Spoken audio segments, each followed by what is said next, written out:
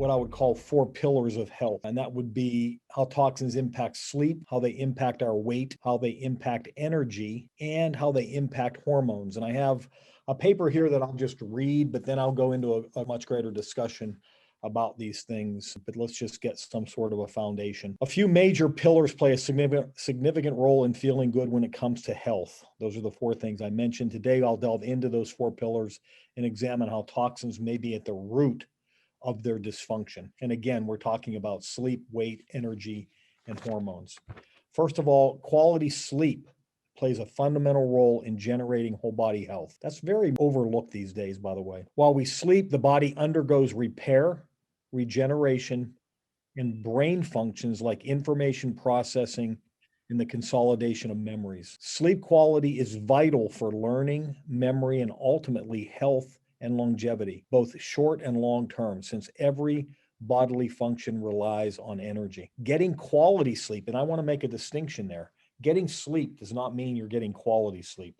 Is also crucial because sleep plays a significant role in brain detoxification. This is a relatively new understanding. We are seeing now that the cerebral spinal fluid is playing a role in, while you're sleeping, actually detoxifying the brain, pulling toxins away from the brain.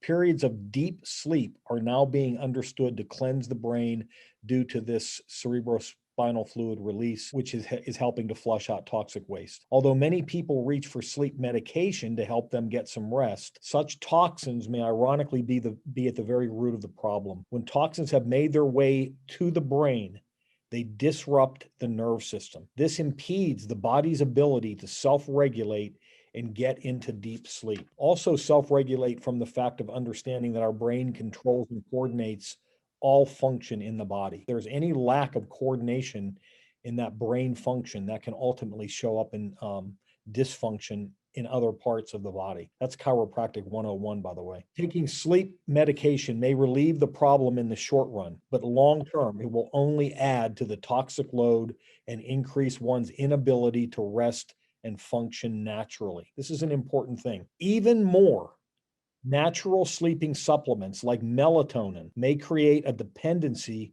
and downregulate the body's ability to produce the sleep hormone naturally.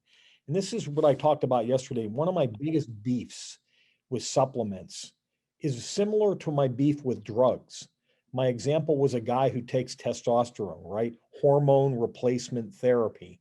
Because when we get older, we lose testosterone production. It drops. And then we come along and say, well, that's not normal. Well, actually it is. You're supposed to have a drop in testosterone as you age. But we're saying, no, we don't like that. We don't like the effect of that. We want to start taking testosterone now. And the result of that is the body stopping its own production of the hormone. And for those of you that are on hormone replacement therapy, I'm not saying, I don't know your individual situation. I'm not saying you shouldn't in particular take your hormones. I'm just saying that there are millions of people that are taking hormones that don't need to be taking them. And what's actually happening is it's shutting down the body's natural capacity to produce them. So much so that if you take a guy who's taking testosterone regularly enough, it will ultimately decimate his ability to produce testosterone. In other words, it completely curtails it forever. And now they become dependent on that. So there is this price to pay even with natural supplements. I'm all for somebody taking a little bit of melatonin if they're having some problems.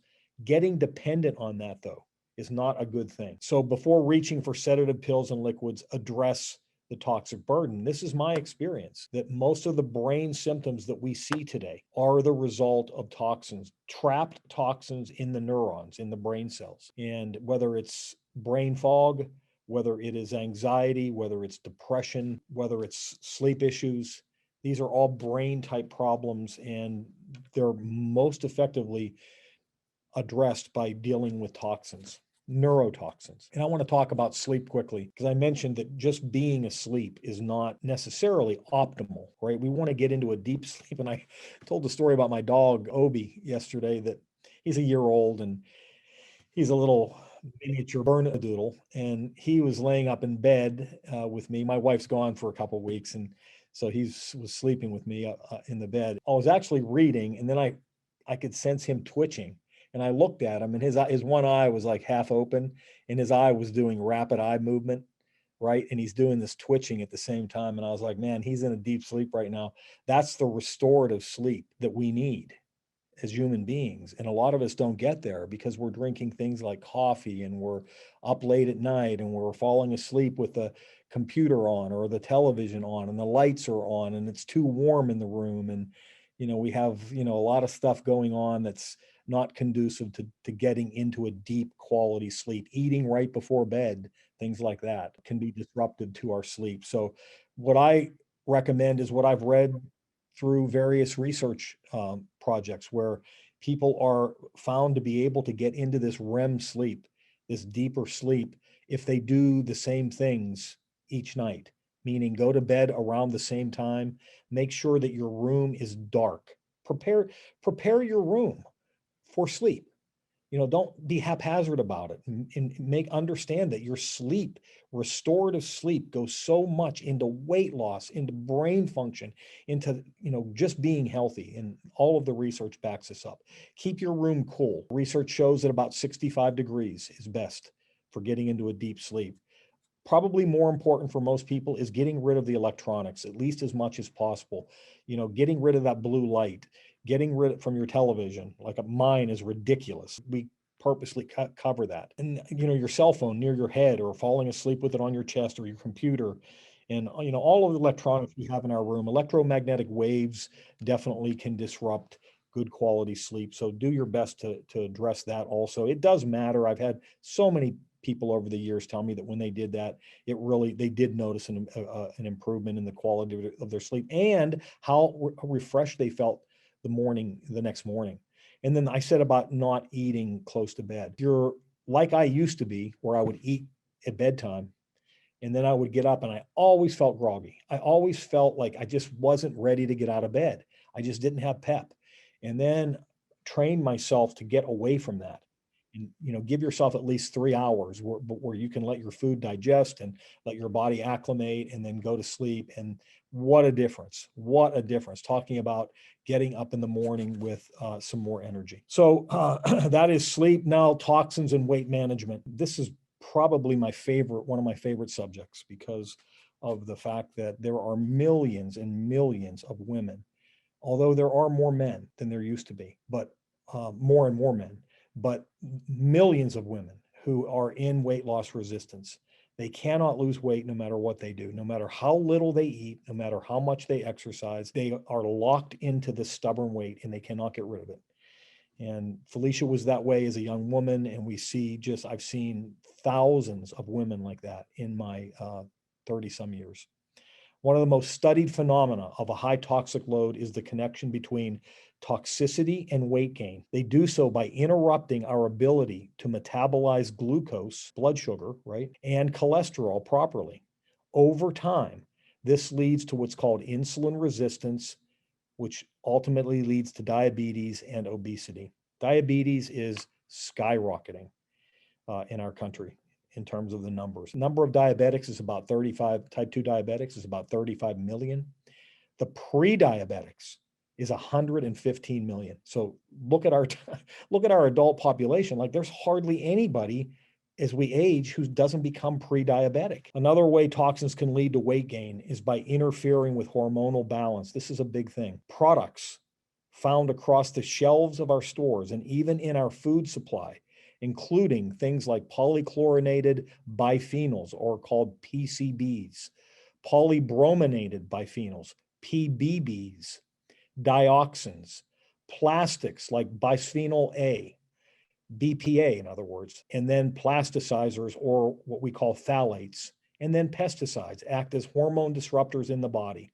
Another name for these things that researchers call them, they refer to them as obesogens. What a giveaway, right? They know that these things in our body make us obese. As a result, our bodies do not function normally, which leads to an array of negative symptoms, including weight gain and weight loss resistance. that inability to lose weight no matter what you try. Instead of chronic caloric deprivation and over exercising, the problem could simply be, or a lack of that stuff, the problem could simply be toxic overload. When faced with a high toxic load, cutting the calories and exercising too much could actually lead to more weight gain. And we do see this. I talked yesterday about being what I call skinny fat, that we have this really huge number of people that when they lose weight, they look like smaller versions of their overweight self, if that makes any sense to you. They just look like they shrunk, but they're still overweight. They still have the bulges and they still have everything in places where they shouldn't, because basically what's happening is they're losing muscle. They're not losing fat.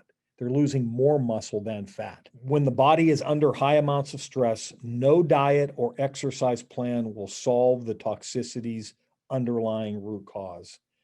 And man, have we ever seen that? It doesn't matter what they try, they cannot do it. They can't lose. Now we're going to talk here about a little bit of chronic fatigue. We're talking about fatigue now, right? Tiredness, lack of energy. And I want to differentiate, because people think, they'll say stuff like, oh, I'm tired today. I'm not talking about conventional tiredness like we all get tired. I'm talking about fatigue that would be described as life altering. Chronic fatigue is worse than feeling tired. It's a state where you lack life energy. Nothing excites you. Everything feels overwhelming. You fall into stress or anxiety so much more quickly. If this sounds like you, then toxins may be robbing you of your life force. A lot of people that come to us, that the example that I use because it stuck in my head the first time I ever heard it, when a woman came in with her husband and she said the idea of coming home after work and cleaning her house was a physical impossibility, that she just couldn't do it. Other people have said things like the idea of coming home and cooking a meal is too much for them to handle, and they can't do it. I've had people that were so tired that they couldn't imagine going to I had one lady in particular whose grandchildren lived in Atlanta and she lived in Pennsylvania. And she said that she feared that she was not going to be able to see her grandchildren much anymore and miss them growing up, because the idea of going to an airport and everything that entails was too physically and mentally taxing for her. And that's the kind of lack of energy that I'm talking about. And we're seeing that in epidemic numbers. Although we generally attribute energy to a good night's sleep, our body's energy store's real hero is called ATP. It stands for adenosine triphosphate. This cellular energy, or gasoline for our cell, is the cell's gas, and nothing runs or functions without it. Deficiency in ATP has become an epidemic in this country, and one of the leading causes of symptoms beyond fatigue and lack of physical energy. Things like brain fog, digestive problems, hormone conditions can be rooted in this dysfunctional operation of ATP. Think of all of the symptoms that go with hypothyroid. You have brain fog, right? You have digestive issues like you have constipation. You have lack of energy. You have the inability to lose weight. You're cold all of the time. These are symptoms of a lack of energy. You're not producing energy is heat, right? You're not producing enough energy. And as a result, you fall into this low energy state. And then when you're there, the chance that you're ever going to get your health back is next to zero, unless you change that dynamic, because it takes a lot of energy to heal. Understanding we have to have a reserve, not only to make it through the day normally, but to then direct that or funnel that energy towards the healing process. And when you're digesting and assimilating food, which takes about 40% of your energy needs in a day, by the way, when you're digesting and assimilating food and you're trying to get through your stressful day, and then you need this extra reserve to heal, you're not going to heal. And this is why people don't heal. It was one of the biggest eye openers for me that made me realize that if we don't change that dynamic, we're not going to see people change their health. A high toxic load will decimate the body's ability to produce and utilize ATP. The harmful effect that environmental toxins have on mitochondria cannot be fixed without proper cellular detox. So understand this, that we always talk about the cell membrane, right? And that's made of two layers of fat. It's called a bilipid layer. Toxins are fat soluble, most of them. Fat soluble meaning when toxins get in your body, because they're fat soluble, they're attracted to areas in your body where there's fat. The highest concentration of fat in any human being is the totality of our cell membranes. And so whenever those toxins come in, they will impregnate themselves into that outer membrane of the cell, and that creates a chronic inflammation cascade that damages the receptors to the hormones and the nutrients. It creates cellular dysfunction. But when toxins are in the cell, like when you make energy, you make waste. We know that. You've probably heard me say that, right? You burn a log, you release heat, that's energy. When you make ATP inside your cell, you make waste. That waste has to be eliminated. It's like burning the log, and you make smoke too, though. You don't just create energy, which is heat, you make smoke. And if you don't vent the smoke away, you can die, right, from smoke asphyxiation. Well, the same thing is happening with so many people. They're not eliminating the smoke, the waste, the toxins, and it's building up in their cell, and it's doing some pretty dastardly things. But take it a step further. Your energy factories, called your mitochondria, they have their own membrane. You have this membrane outside, and when you get inside the cell, all of the little organelles have their own membranes. The mitochondria has its own membrane. Whenever those toxins get in, they're attracted to that fat, and now they will create inflammation in the mitochondrial membrane. And now that's going to completely mess up your ability to get nutrients and to get oxygen and to get hormones into that mitochondria where your energy is being produced. So you can see why, toxins are really playing a dual role there in terms of not letting the good stuff in that your body needs to make energy. Okay, so toxins and hormone dysfunction. Hormones are substances that are produced by the endocrine glands. These substances act like the body's chemical messengers, carrying information and instructions between cells. The endocrine system influences nearly every cell, organ, and function of our bodies, affecting every organ, mood regulation, growth and development, metabolism, and reproduction. Toxins interfere with the endocrine system, which increases the risk of infertility, thyroid disease, diabetes, obesity, and cancer. Our hormonal systems operate like a symphony orchestra, and the signaling between hormones and the body needs to be finely tuned to generate vibrant health. Over 1,000 commonly used chemicals have been identified as hormone disruptors. The reality of living in a modern world is that toxins constantly bombard us throughout the day. Being mindful of these ingredients is essential, but addressing the toxic load of a lifetime requires safely and effectively removing the buildup from the body. The bigger picture, having explored the impact that toxins can have on sleep, weight, energy, and hormonal health, it's worth noting that dysfunction in any one of these categories will have a snowball effect on virtually every other system in the body. This is another chiropractic 101 thing. We talk about, we have doctors. I'll never forget this. I had a guy say that we've got all of these medical specialists, right? They're zeroing in on smaller and smaller parts of the body, and they become experts about less and less. They lose sight of this interaction with the whole body. And what I heard them say was that we have all of these experts that know more and more about less and less, and eventually they're going to know everything there is to know about nothing at all. And that stuck with me, because when you lose sight of the fact, like the old song, the knee bone connected to the right, our body acts as a functioning unit. And you cannot affect one part of your body without having some impact throughout your body. And I think doctors lose sight of that when they get so focused on the thyroid. I've got hypothyroid, like the thyroid itself is the problem. That's almost never the case.